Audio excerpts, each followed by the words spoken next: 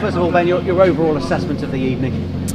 I think it boiled down to two absolutely top-class strikes from them. That was the difference in the game. They had those moments of quality, and we didn't in that final third. But I thought it was an overall performance. We passed the ball very, very well tonight, and created good opportunities and played through the pitch against the team that's top of the league. And we've gone from a team that has struggled to keep the ball and had low amounts of possession, and now we're having more possession than the top teams in this league. We just need to take those chances when we play through and get into that final third, be a little bit more clinical, and do a little bit better with the goals from our point of view. But like I say, taking nothing away from the strikes, because they were both outstanding strikes.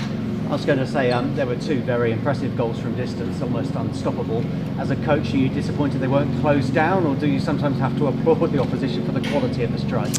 Yeah, I mean, you're not taking anything away from the strike, but the first goal, we make a mistake that draws us out of shape and leaves a spare player, and he's the one that gets the strike. And the second one, we should shut down quicker. And I'm not saying it makes a difference, but it would have done. It would have had an effect, and makes it more difficult for them. But I say two unbelievable strikes, and on another day, those two don't go in, and it could be a different game. You told me last week against Hull you're not a million miles away from sides like Hull. Do you feel like the same again tonight? And is it just in the final third where at the moment they've got a bit more quality? Yeah, I think I thought we outpassed them. We outplayed them, and a team that's renowned for playing possession football, and I thought we had the better of that. Like I said, the difference was in the final third, where they had those moments of quality and moments of brilliance, if you like, and we didn't. We had a chance with Sam early on in behind. We played through. We had one with Brandon second half with great moves, sliced through them, and hits the keeper with a finish. And we had so many crossing opportunities and put it in the keeper's hands or overhit it, and it was a little bit like the second half Saturday. But it's we're improving all the time. Like I say, the possession, the way we were patient, we kept moving the ball with a tempo, we kept switching it, kept playing through, was very, very good, and that keeps developing. But we need to combine that with winning football games and having end product, and also being resolute defensively. And what's the mood in the dressing room when it is a defeat?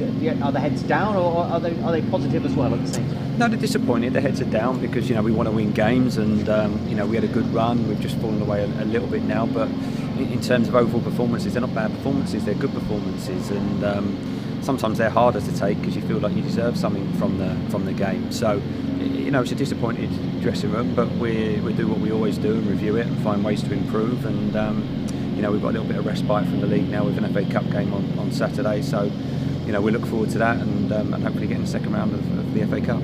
I know we've touched in the past the difference between home and away games, but would you like more victories here at the Mem? I think it's just 1 in 5 now. Yeah, of course. It's we always want good home form, and strangely enough, it's probably more difficult playing at home than away, because when you're at home, you notice it more, and you obviously miss the support. And I think we're a football club where the support does make a difference, because you get such an intimidating atmosphere here, an electric atmosphere, that it does affect the game. And we're missing that, and we understand the situation. There's nothing we can do in that regard, but we just need to focus on the performance. And I think the last 3 home games now, to take 1 point from the 3 is very harsh on us across all those 3 games. I think it could be at least 6 points from those games, but that's where we are. And we've got to find ways to improve and make sure that we do get the results. Attention does turn to the FA Cup on Saturday. What's going to be your approach this weekend? Might you just give 1 or 2 opportunities to players who haven't featured in recent weeks? Yeah, possibly. We'll have a look at it. Obviously, we picked a team that we think can go there and win the game, but it has been a relentless period. And if you look at our team tonight, you've got experience in Anthony and Max, but the majority of our side is young, and a lot of them have never done this before, going Saturday, Tuesday, Saturday. It's new to them. And we're trying to develop robustness in players and experience, and they're getting there. They are growing as individuals and growing as a team. So, we'll look at Saturday and weigh up whether to make changes and what team. But it certainly will be a strong team that we think can win the game. We saw Ali Quickly for the first time as a second half substitute. What did you make of his early? I guess it's hard to assess him in 30 minutes, but he's obviously made an impression to make the bench tonight.